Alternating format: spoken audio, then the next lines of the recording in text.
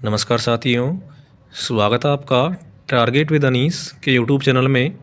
तो दोस्तों, आज हम इस वीडियो में कवर करेंगे साइंस के 50 इम्पोर्टेंट क्वेश्चंस जो आपके एग्ज़ाम में पूछे गए हैं। तो शुरू करते हैं। क्वेश्चन नंबर 1 है, किसी वस्तु का जड़त्व मापने की इकाई है।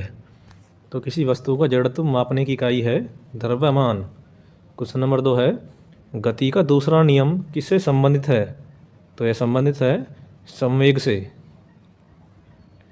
क्वेश्चन नंबर 3 है, घर्षण बल किसके विपरीत कार्य करता है। तो घर्षण बल यह कार्य करता है बल की दिशा के विपरीत। क्वेश्चन नंबर 4 है, कणों की अधिकतम गतिज ऊर्जा के समय होती है। तो होती है गैस। क्वेश्चन 5 है, दूध की शुद्धता मापने के लिए किसका प्रयोग करते हैं। दूध की शुद्धता मापने के लिए प्रयोग करते हैं लैक्टोमीटर का। क्वेश्चन नंबर 6 है, गाड़ियों की दूरी मापने के लिए किसका प्रयोग करते हैं। तो गाड़ियों की दूरी मापने के लिए प्रयोग करते हैं ओडोमीटर का। क्वेश्चन नंबर 7 है, विभवांतर को मापने के लिए किस उपकरण का प्रयोग करते हैं। विभवांतर को मापने के लिए प्रयोग करते हैं वोल्ट मीटर का। क्वेश्चन नंबर 8 है, दबाव की एसआई इकाई क्या है। तो दबाव की एसआई इकाई है न्यूटन प्रति वर्ग मीटर। अगला क्वेश्चन है, प्रतिरोधकता की एसआई इकाई क्या है। प्रतिरोधकता की एसआई इकाई है ओम मीटर। अगला क्वेश्चन है, लेंस की क्षमता का मात्रक क्या है। तो लेंस की क्षमता का मात्रक है डायोप्टर। क्वेश्चन नंबर 11 है, चाल की अंतर्राष्ट्रीय इकाई क्या है।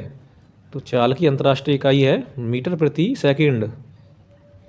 नेक्स्ट है, कोशिका की आत्मघाती थैली किसे कहा जाता है। तो कोशिका की आत्मघाती थैली कहा जाता है लाइसोसोम को। क्वेश्चन नंबर 13 है, मानव शरीर की त्वचा का सबसे भारी परत क्या कहलाती है। मानव शरीर की सबसे भारी परत कहलाती है एपिडर्मिस। क्वेश्चन है, पादप कोशिका भित्ति किसकी बनी होती है। तो पादप कोशिका भित्ति बनी होती है सेलुलोज और पैक्टिन की।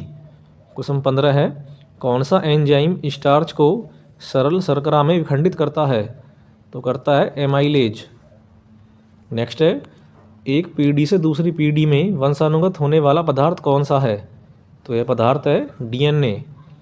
डीएनए का पूरा नाम है डीऑक्सीराइबो न्यूक्लिक एसिड।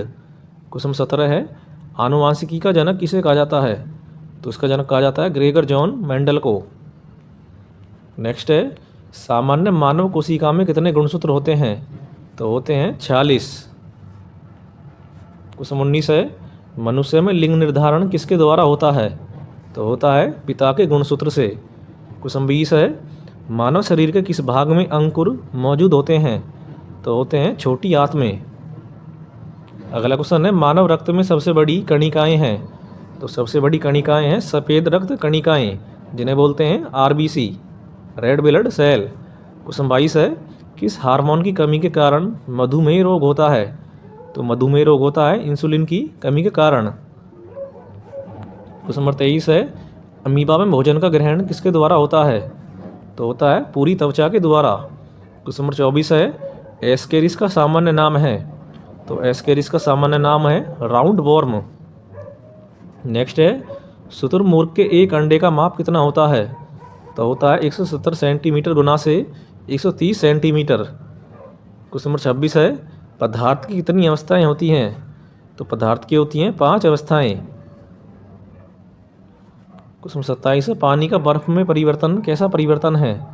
तो यह है भौतिक परिवर्तन। नेक्स्ट है, पानी में ऑक्सीजन तथा हाइड्रोजन का अनुपात कितना होता है। पानी में ऑक्सीजन तथा हाइड्रोजन का अनुपात होता है 1:8। क्वेश्चन 29 है, डाल्टन का सिद्धांत किस नियम पर आधारित था। तो आधारित था रासायनिक संयोजन पर।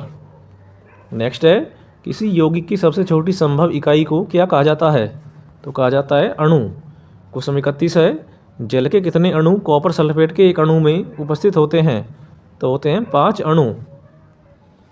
नेक्स्ट है, अमोनियम क्लोराइड की एक अणु में कितने परमाणु होते हैं। अमोनियम क्लोराइड की एक अणु में होते हैं 6 परमाणु। क्वेश्चन नंबर 33 है, परमाणु शब्द को किसने खोजा था। तो परमाणु शब्द को खोजा था डेमोक्रिटस ने। नेक्स्ट है, तरल अवस्था में पाई जाने वाली अधातु है। तो यह धातु है ब्रोमीन। क्वेश्चन 35 है, सोडियम कार्बोनेट का आणविक द्रव्यमान कितना होता है? तो होता है 106।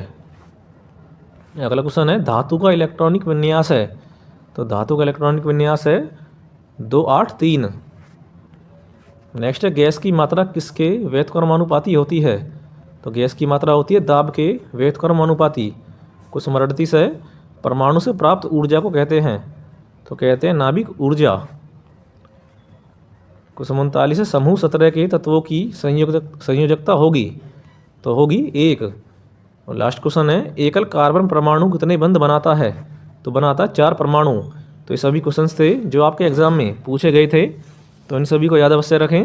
तो आपको वीडियो कैसी लगी ये जरूर बताएं, और वीडियो को ज़्यादा से ज़्यादा शेयर करें, और चैनल को सभी सब्सक्राइब अवश्य करें। Thank you.